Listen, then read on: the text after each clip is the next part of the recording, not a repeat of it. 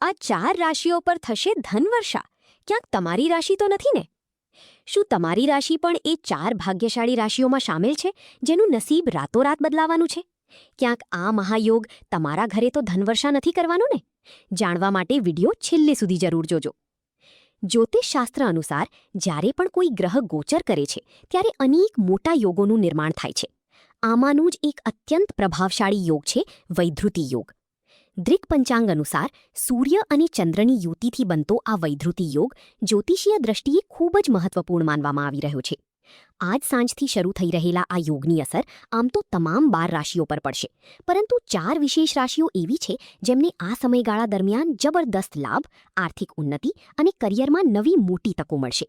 તો ચાલો જાણીએ આ નસીબદાર રાશિઓ કઈ છે. મેષ રાશિ. આર્થિક રીતે આ યોગ તમારા માટે ખૂબ જ ફળદાયી સાબિત થશે. કાર્યક્ષેત્રમાં તમારી મહેનતની ઓળખ થશે અને વરિષ્ઠ લોકો તમારા કામની ખૂબ પ્રશંસા કરશે. તમારું લાંબા સમયથી અટવાયેલું ધન પાછું મળી શકે છે. રોકાણ માટે આ ઉત્તમ સમય છે. પરિવારમાં સુખ શાંતિનું વાતાવરણ રહેશે અને જીવનસાથીનો પૂરો સહયોગ મળશે. સિંહ રાશિ.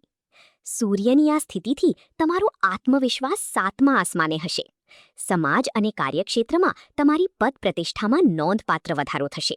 રાજકારણ કે સામાજિક કાર્યો સાથે જોડાયેલા લોકોને કોઈ મોટું પદ મળી શકે છે. નવા વ્યાપારી કરારો થઈ શકે છે, જેનાથી ભવિષ્યમાં મોટો નફો થશે.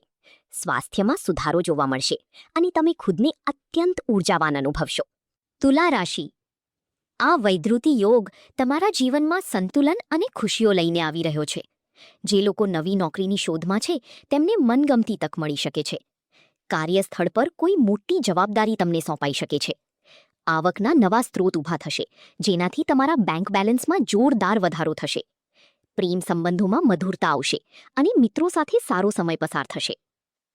ધન રાશિ. આ સમય તમારા માટે ભાગ્યનો પૂરેપૂરો સાથ અપાવનારો રહેશે. ધાર્મિક કાર્યોમાં તમારો રસ વધશે. કોઈ લાંબી અથવા લાભકારી યાત્રાના યોગ બની રહ્યા છે. વિદ્યાર્થીઓ માટે આ સમય વિશેષ રૂપે અનુકૂળ છે. પરીક્ષાઓમાં ખૂબ જ સારા પરિણામ મળશે. આ ઉપરાંત પૈતૃક સંપત્તિથી મોટો લાભ થવાની પણ પૂરેપૂરી સંભાવનાઓ રહેલી છે.